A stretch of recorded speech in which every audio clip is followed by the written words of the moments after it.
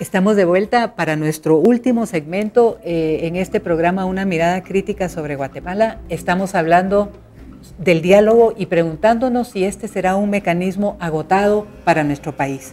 Para responder esta pregunta nos acompañan don Santos Norato, Ruth Tánchez y Carmen Rosa de León. En este último segmento vamos a tener que caminar bastante rápido, mucho más de lo que quisiéramos, pero nos quedamos en el segmento anterior diciendo que estamos en una situación en la que tenemos un modelo represivo, pero un discurso que se refiere al diálogo. Parece que ahí hay una contradicción y tenemos la hipótesis de que la contradicción tiene que ver con esos intereses profundos de los que nos hablaba don Santos Norato. La pregunta rápida para nuestros panelistas es: ¿qué son esos intereses profundos que determinan que nuestro sistema no opte clara y profundamente por el diálogo y tienda a la represión? Esa sería la pregunta no fácil, pero que le pido a nuestros invitados que nos regalen una reflexión al respecto. ¿Quiere comenzar, don Santos? Bueno, yo lo que puedo entender de todo este proceso es que hay intereses profundamente económicos. O sea, hay intereses externos sobre los recursos naturales, por ejemplo el agua, por ejemplo. Bueno, es de todos conocidos el tema de la minería, por ejemplo. Ahora allá por nuestro territorio ya sabemos, tenemos ya la noticia de qué empresa es la que se va a encargar de determinado trabajo en determinados lugares. Entonces hay intereses, reitero, profundos y amplios y que rebasan los intereses, digamos, del gobierno en sí mismo, y obviamente atentan contra los intereses comunitarios. Y termino, hay, digamos, una doble visión por ejemplo, el caso de los recursos naturales. Mientras el agua, por ejemplo, desde fuera de la comunidad se le ve mercantilmente, en tanto que dentro de la comunidad se le ve como parte integral de la vida misma. Entonces ahí tenemos una contradicción de visiones digamos en este caso del agua, y eso crea tensiones profundas. Muchas gracias. Ruth, ¿tú qué nos dirías? Es importante resaltar que venimos de un diálogo, y ahora me voy a referir específicamente al diálogo en el tema de desarrollo rural integral, en donde hubo mesas de diálogo, hubo un sistema de diálogo nacional permanente, como lo hemos dicho, y hubo resultados. Pero cuando nos preguntamos qué pasa, encontramos el poder de veto del CACIF. Allí no vamos a decir empresariado, sino vamos a decir abiertamente CACIF, que a lo largo de 10 años ha obstaculizado con su poder de veto que se pueda aprobar una iniciativa de ley de desarrollo rural, y hoy estamos como hace 5 años. No hay. Ahora, ¿por qué razón el CACIF obstaculiza los resultados de un proceso de diálogo? Es porque dentro de esa iniciativa de ley dice que hay que democratizar la tenencia de la tierra. Y ahí está el poder de veto en el Código Agrario, en el desarrollo rural integral, e incluso cuando han salido de diálogos iniciativas de ley, ellos lo que no les parece antes de ser aprobado lo han cambiado. Entonces aquí hay una organización orgánica que es CACIF, que impide que los diálogos tengan un final de consenso, aprobación y resultados. Gracias. Carmen Rosa. Sí, bueno, ya siguiendo el pensamiento de Ruth, si había alguna duda de cuál es el modelo que tiene este gobierno, pues hay que ver que el CACIF ya es presidente del Congreso, entonces, y lo primero que habla es del retiro de la iniciativa de ley de desarrollo rural, porque aquí vamos entonces a la identificación de los intereses, que hablábamos que era una parte fundamental del diálogo, identificar los intereses de cada una de las partes.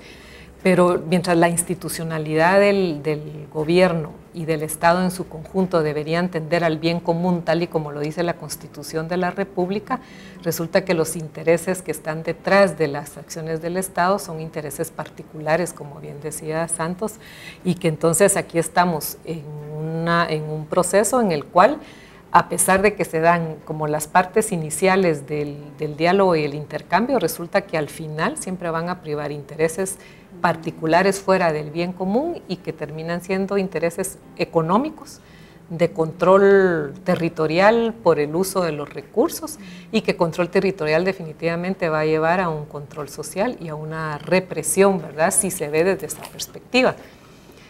Porque finalmente no hay un diálogo que pueda llegar a buen término cuando los intereses identificados están fuera del contexto del diálogo y fuera del interés de conocer cuál es la otra postura y del interés de resolver en función del bien común y no de mi bien particular, sin pensar que efectivamente los procesos pueden llegar a un beneficio mutuo, si se busca.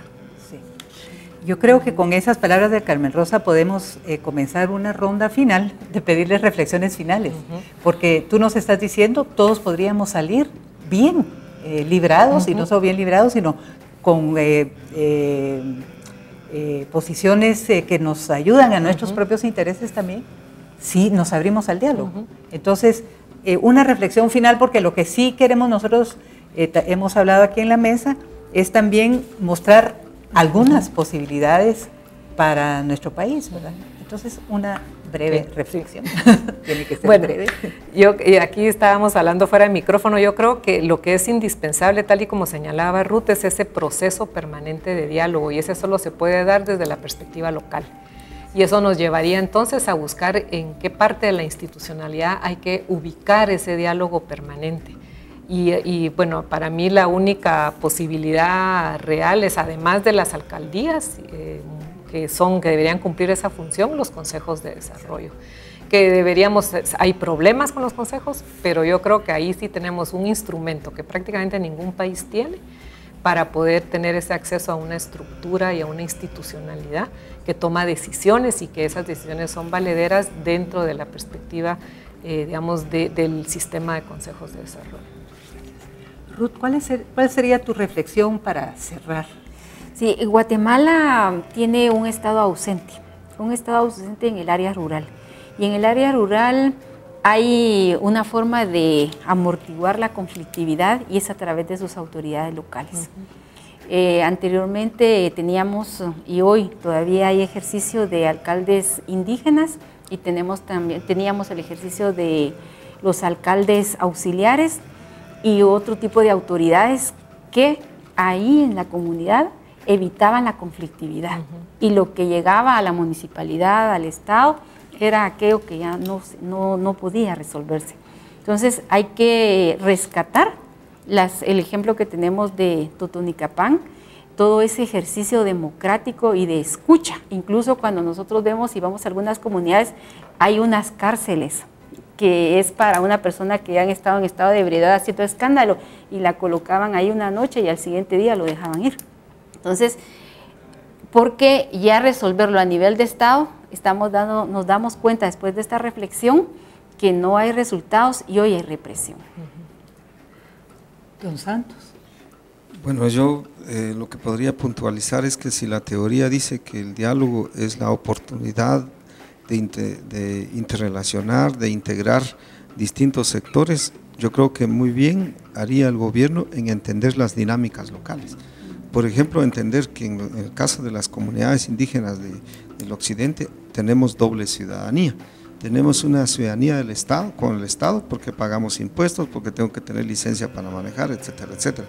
Pero también tengo una ciudadanía comunitaria, que tengo que cumplir con mis funciones comunitarias, tengo que dar mi servicio, etcétera, etcétera.